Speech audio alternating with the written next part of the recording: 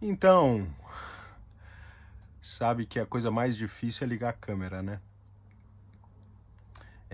Me foi dito que eu deveria evitar falar oi no começo. Mas de qualquer forma, eu queria gravar esse vídeo. Eu não sei quanto ele vai durar, não sei como é que ele vai sair. A minha intenção, a princípio, é não editar, porque esse vídeo em especial vai ser um vídeo que eu quero contar a minha história. Eu sempre digo que a pessoa tem uma história e uma história. A história são os fatos, são as coisas que aconteceram. E a história é a tua narrativa e da onde você fala aquilo que você sentiu, como você fez. E eu gostaria de fazer os dois hoje. Eu queria contar a história e a minha história. Então eu entrei com a ideia eu fiquei um tempo longe das redes sociais, né? Redes sociais como se eu fosse alguma coisa importante, né? Basicamente eu não usei Instagram, Facebook, essas coisas por um tempo. A razão pela qual eu imagino que todo mundo acaba fazendo, porque chegou uma hora que não fazia muito sentido, eu vi que eu tava, entendeu? Aquilo não estava me fazendo bem e eu parei. E foi no processo do meu tratamento, de tudo que eu fiz, e, e é disso que eu gostaria de falar hoje, né? Então, como eu já tentei introduzir antes, eu fiz um processo de tratamento em que eu tratei as minhas comorbidades, e hoje eu estou bem melhor, eu resolvi voltar, e dentro do processo do tratamento, eu gostei tanto da coisa, do processo, que eu quis transformar isso na minha profissão e descobrir em mim um propósito de vida, que é tentar ajudar as pessoas que estão vivendo o que eu passei, né? Estão vivendo hoje o que eu passei e que passo todo dia, para ser bem honesto, já dando um spoiler da conversa toda. Então, eu estudei para ser um personal trainer e para trabalhar, e estou estudando ainda, né, para trabalhar exatamente com a questão de obesidade e diabetes tipo 2 e gerenciamento de peso, e eu tenho uma visão bem holística da coisa, que é trabalhar corpo, mente e alma, que é isso que eu gostaria de fazer, né? Mas antes eu preciso contar um pouquinho como isso tudo aconteceu, né? E agora é que vai, agora que eu vou começar o vídeo, agora que eu já dito on, né? Mas enfim, a ideia é a seguinte: eu vou tentar contar, resumir a história toda, mas em março de 2025, também chamado do ano passado, faz um pouquinho mais de um ano que isso aconteceu, eu comecei o tratamento, né? Eu não vou dar, pelo menos não nesse momento, dar todos os detalhes de como a coisa toda aconteceu, mas o tratamento começa com eu usando a caneta do Manjaro, né? E o que é o Manjaro? O Manjaro é uma medicação que ela é baseada, tanto o nome dela, acho que mais técnico seria GLP-1 GIP, né?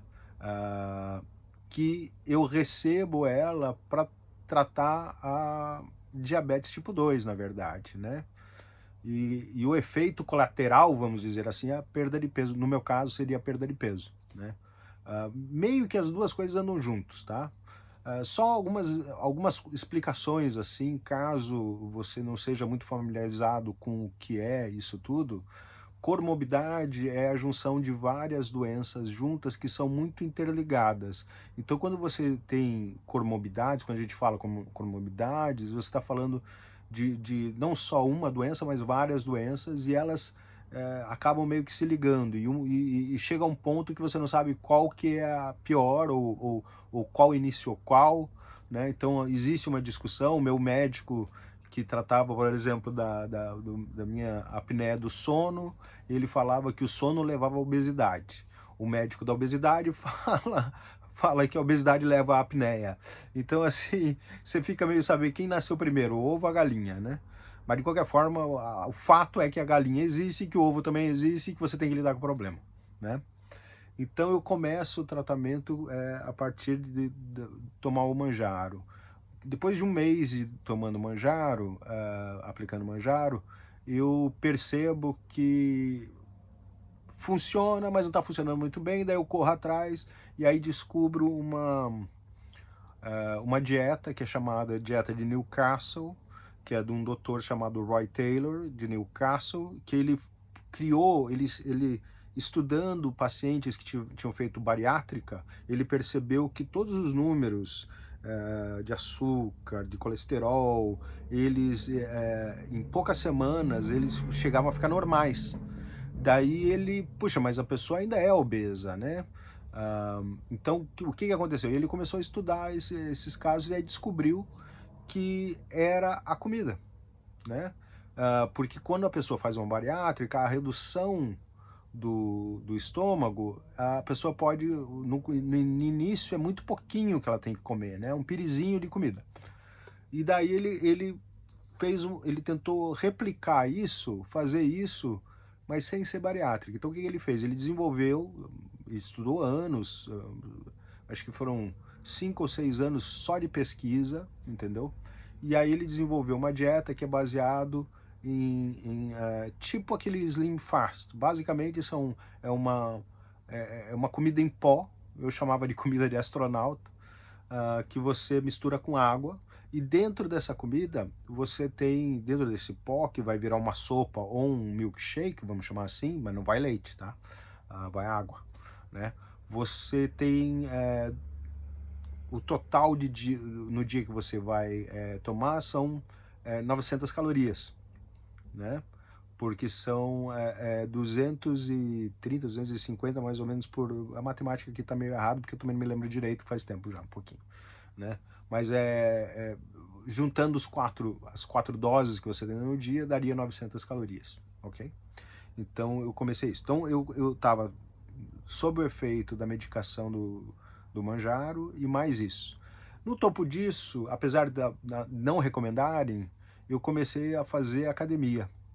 E eu sou, até parte da minha personalidade, uma pessoa um pouco exagerada. Então eu comecei andando, comecei bem tranquilo, andava, chegava na academia, andava 10 minutos, voltava. Esse foi o começo, porque o meu caminho até a academia, eu tinha que parar, porque eu não aguentava. Eu estava muito pesado, era muito difícil.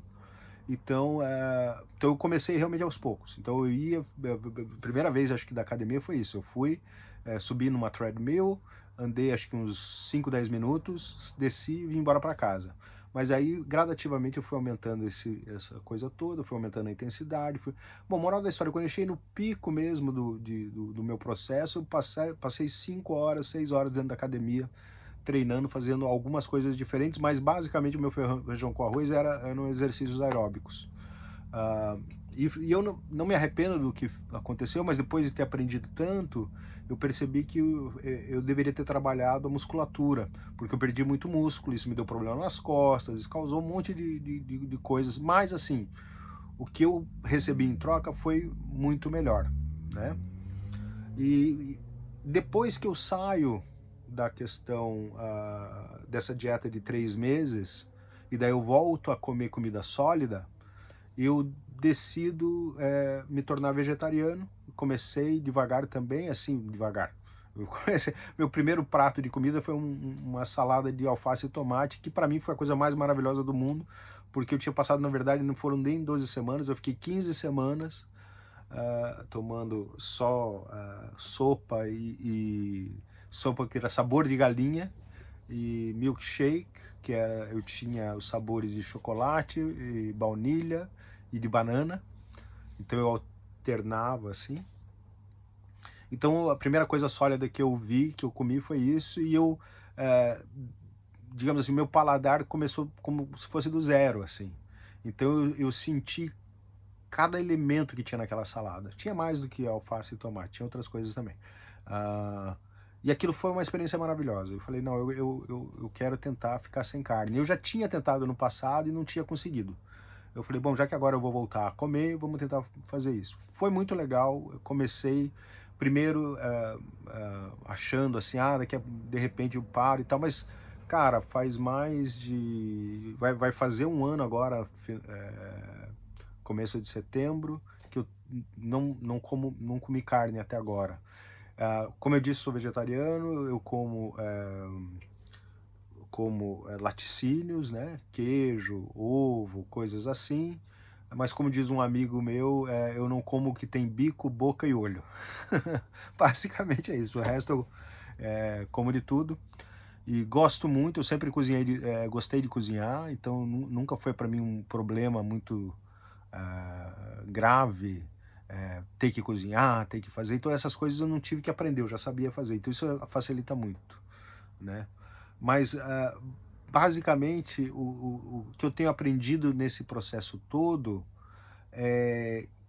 primeiro foi a entender, começar a compreender que obesidade é uma doença, não é uma escolha, porque como obeso, eu ouvi muita coisa na vida, assim como quem sofre da doença também escuta, existe muito preconceito, muita ideia errada, e sempre há um julgamento moral quando você está na obesidade, né? Sempre as pessoas te avaliam pela sua aparência, né? Mas ninguém sabe o que você passa, né? E ninguém sabe como é para você estar ali naquele momento, né? Então isso não é uma questão de mimimi, tá, gente? Isso é uma questão, é um fato. É só você conversar seriamente com uma pessoa que tem uma doença, você vai ver que a doença tem uma dinâmica e cada doença leva uma dinâmica e leva a situações em que a pessoa não... Que nem tem assim, pessoas que dizem, mas ninguém põe uma arma na sua cabeça e força você a comer um sanduíche. Realmente, ninguém põe uma arma na sua cabeça, mas você está sequestrado pela doença, entendeu? Todas as suas escolhas acabam sendo determinadas pela doença que você tem. Toda a sua vida acaba sendo determinada pela doença que você tem, seja ela qual for, né?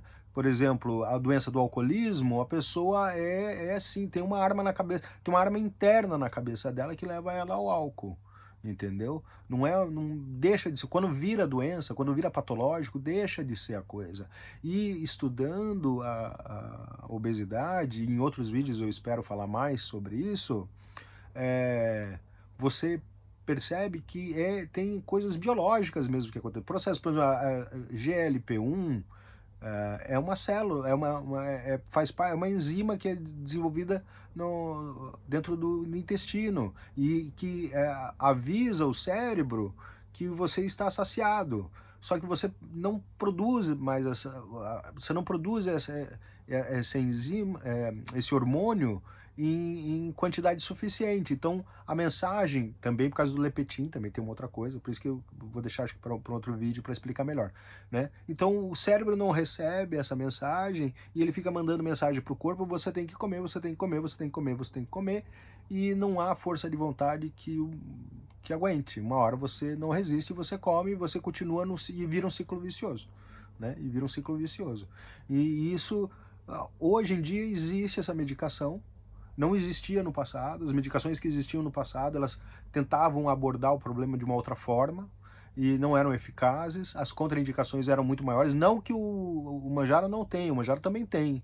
Você corre risco de pancreatite, você corre vários riscos, na verdade, que as pessoas também não divulgam. A única coisa que às vezes, e algumas pessoas falam, é da perda de músculo. Sim, a perda de músculo existe, por isso que é um processo de gerenciamento.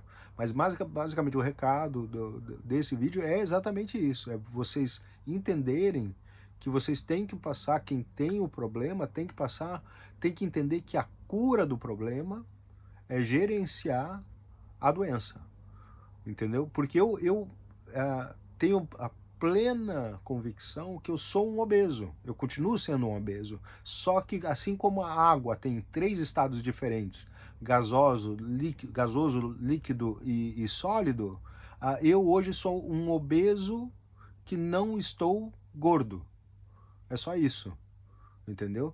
Mas a obesidade ainda está em mim e eu vou explicar melhor no futuro, tá? Para terminar o vídeo, eu quero contar um fato bem interessante, que foi o seguinte: quem me inspirou inicialmente, assim, e até eu vou explicar melhor isso, foi um grande amigo meu, Maurício, que aconteceu de ser meu ex-cunhado, e que quando nós éramos jovens a gente corria na praia, quando eu morava numa praia chamada Itapuá, em Santa Catarina, e a gente corria e tal, e a gente fazia dieta também, e a gente sempre está trocando esse tipo de informação. Só que ele também, assim como eu, sempre sofreu a vida inteira com peso, né? Aliás, ele foi um pouco mais tarde, eu desde criança, ele um pouco mais tarde, e daí a gente fazia exercício, né? Na verdade a gente não fazia exercício, a gente só corria mesmo, corria na praia. Corria uns 10, 15 quilômetros, acho que se não me engano, por dia, assim. Então era bem bacana e tal. E aí eu vi no final de 2024 algumas fotos que o meu sobrinho me mostrou do pai dele, e ele tinha perdido peso. Eu falei, nossa, mas se o Kiko perdeu peso, se o Maurício perdeu peso, eu também consigo. E aquilo ficou na minha cabeça. Então ele serviu um pouco como inspiração. Só que daí, curiosamente, depois que eu já tinha perdido acho que uns 35, 40 quilos, o Maurício viu fotos minhas. E aí ele quis falar comigo. E daí a gente entrou em contato. E a gente conversou. E daí a ideia dele é porque ele tinha passado pelo processo de perda de peso, mas ele tinha perdido naquele momento um pouco a motivação de continuar. E então ele falou, pô, ele queria saber de mim, como é que tá o teu processo, o que que você tem feito, como é que tem sido para você e tal e tal. E aí eu expliquei para ele, mas é assim, ele ia ficar me questionando, mas mas por quê, por quê? Eu falei, cara, eu não sei. Daí ele concluiu, ele falou assim, você fez por causa do sofrimento, porque eu contei o que eu tava passando. E aí essa é a parte que eu gostaria também muito de colocar. E aí eu pela conclusão dele, eu comecei a rever a minha história toda e percebi que ele tinha total razão, entendeu? Quando eu estava no auge, e agora eu vou dar uns números, no auge da minha obesidade, primeiro, eu entrei numa fase de depressão profunda, de eu passar assim 2 dias deitado numa cama, não tinha vontade de fazer nada, entendeu? Foi muito ruim, eu estava sofrendo muito, eu sofria para andar, eu sofria para me movimentar, eu sofria para tudo, né? Então essa revolta de querer uma coisa diferente, e curiosamente eu sou uma pessoa extremamente positiva, né? Então até quando eu falo, algumas pessoas, eu conto a história e falo que eu sofria muito, as pessoas me acham, mas eu não imaginava isso, né? Porque eu não passava isso, mas na verdade internamente eu sofria muito. Então o recado é esse, porque quando você está às vezes no processo da doença, você não percebe que você até precisa da ajuda e que você precisa fazer alguma coisa e que sozinho não consegue, tá, gente? Isso tem que ficar bem claro. Você não consegue fazer sozinho, e que usar a medicação não é um atalho. A medicação é uma ferramenta. Assim como um pedreiro usa um serrote, um martelo, uma furadeira, você usa a medicação e ela faz parte do gerenciamento. E eu gostaria que as pessoas entendessem o quão importante é você entender que é uma doença, não é uma escolha, não é uma doença de comportamento, tá bom? Mais pra frente eu vou falar muito, já percebi que o vídeo ficou muito longo, tá bom? Mas é isso aí, gente. Então, se vocês tiverem dúvidas, quiserem saber coisas, detalhes, entre em contato comigo e eu vou ter o maior prazer de explicar. Beijo!